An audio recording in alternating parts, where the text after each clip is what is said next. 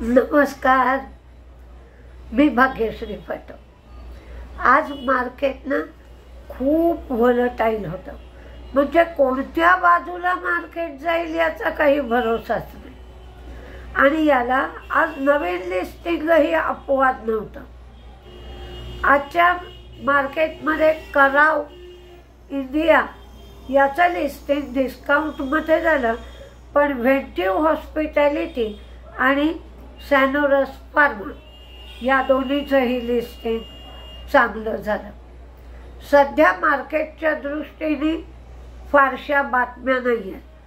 थोडासा नाताळच्या निमित्ताने सगळे फॅक्टरीज म्हणा, प्लांट्स म्हणा, सगळ्या कंपन्या म्हणा काहीशा सुस्थितीत दिसतात, त्यामुळे मार्केटच्या दृष्टीने फारशा बातम्याही नसतात। ओरियन प्रोला दिल्ली मेट्रोकडून AFC टेक्निकसाठी म्हणजेच ऑटोमॅटिक फेअर कलेक्शन याच्यासाठी ऑर्डर मिळाली। फक्त कराव इंडियाच्या मॅनेजमेंटची मुलाखत ऐकायला मिळाली, तर त्यांनी सांगितलं की ट्रान्समिशन सिस्टीम आम्ही डेव्हलप करतोय। ट्रॅक्टर आणि ॲग्रिकल्चरल सेक्टरमधले त्यांचे एक्सपोर्ट्स 35%, डोमेस्टिक रेव्हेन्यू 65%, पण एक्सपोर्टमधलं जे मार्जिन असतं ते सतत बदलतं राहतं, कारण त्याचा करन्सीशी अधिक संबंध येतो। तर नवीन टेक्निक आणि व्हॉल्यूम दोन्हीही गोष्टी वाढल्यानंतर मार्जिनचं प्रमाण 88% राहील असं त्यांनी सांगितलं। इलेक्ट्रिक ट्रॅक्टर्स आणि इलेक्ट्रिक व्हेकलचा पोर्टफोलिओ त्यांचा तयार आहे आणि हायड्रॉलिक प्लांटची क्षमता ते वाढवत आहेत। OFM बरोबर हायड्रॉलिक टेस्टिंग त्यांनी सुरू ठेवलं आहे, त्यामुळं बरंचसे मुलाखत एनकरेजिंग होती असं वाटलं। KEC इंटरनॅशनलला 119 कोटीच्या गुंतवणुकीला मंजुरी मिळाली। महिंद्रा अँड महिंद्राची सबसिडियरी जी आहे त्या सबसिडियरीच्या मध्ये BTT पूर्वी 725 कोटीची गुंतवणूक करणार होती, आता 650 कोटीची गुंतवणूक करेल, म्हणजे गुंतवणूक काही प्रमाणात कमी करायची असं त्यांनी ठरवलं।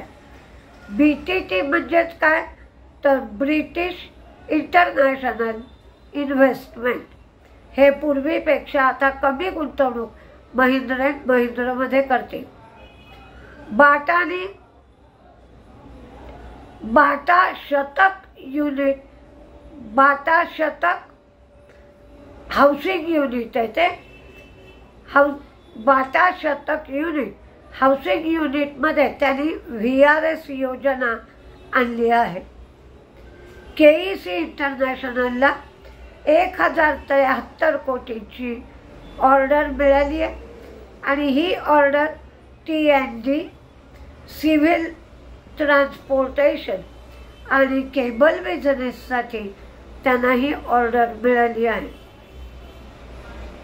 सुप्रीम पॉवर इक्विपमेंट यांना 3.63 कोटीची ऑर्डर मिळाली आहे आणि ILFS इंजिनिअरिंगच्या भुवनेश्वर मेट्रो प्रोजेक्टसाठी 302.82 कोटीची ऑर्डर ILFSला मिळाली आहे।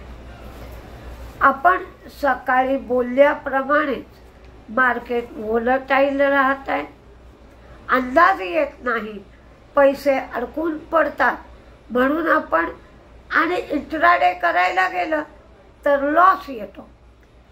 हे सगळं टाळण्यासाठी तुम्ही शॉर्ट टर्म 1-2 महिन्यासाठी गुंतवणूक करू शकता।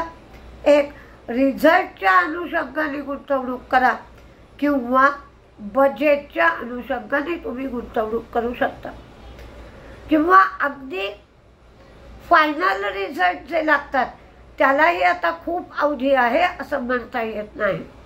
साधारण एक जानेवारी, फेब्रुवारी, मार्च 3 महिने आहेत. एप्रिलमध्ये फायनल रिझल्ट लागायला, फोर्थ क्वार्टरचे आणि फुल इयरचे रिझल्ट लागायला सुरुवात होईल. तर तुम्ही एक 3 महिन्यासाठी तिन्ही गोष्टींच्या विचाराने गुंतवणूक केली आणि समजा आता थर्ड क्वार्टरचा रिझल्ट चांगला लागला आणि पहिलं क्वार्टर, दुसरं क्वार्टर, तिसरं क्वार्टर तिन्हीचाही रिझल्ट चांगला असेल तर फोर्थ क्वार्टरचा रिझल्ट चांगला येणार हेही लक्षात येतं. किंवा आता जानेवारीमध्ये ॲडव्हान्स टॅक्स फिगर्स येऊ लागतील. त्या ॲडव्हान्स टॅक्स फिगर्सचा अंदाज घेऊनही तुम्ही 3 महिन्यासाठी, 4 महिन्यासाठी, शॉर्ट पिरियडसाठी गुंतवणूक करू शकता. मार्केट पडत आहे म्हणजे आज जसं गुजरात फ्लोरोचा इन्सिडेंट झाला तसा एखादा इन्सिडेंट झाला तर तुम्हाला स्वस्तात शेअर घेण्याची किंवा रिझनेबल प्राईसला शेअर घेण्याची संधी मिळू शकते. तर सध्या काही दिवस इंट्राडे करू नका, त्याऐवजी शॉर्ट टर्म किंवा मीडियम टर्म ट्रेड घेऊन पहा काय होत आहे. तो ट्रेड अधिक फायदेशीर असेल. किंबहुना नाही वाढला तर थोडेसे दिवस थांबून तुम्हाला तुमची पोझिशन प्रॉफिटमध्ये गेलेली दिसू शकते. बघूया आता आपल्यासाठी उद्याचा दिवस कसा उगवणार आहे ते. 25 आणि 26 तारखेला मी कोर्स ठेवला आहे. या कोर्समध्ये फंडामेंटल आणि टेक्निकल दोन्ही गोष्टी शिकवल्या जातात. किंवा गुंतवणूक कशी करायची, ट्रेडिंग कसं करायचं हे अगदी सोप्या पद्धतीने शिकवलं जातं.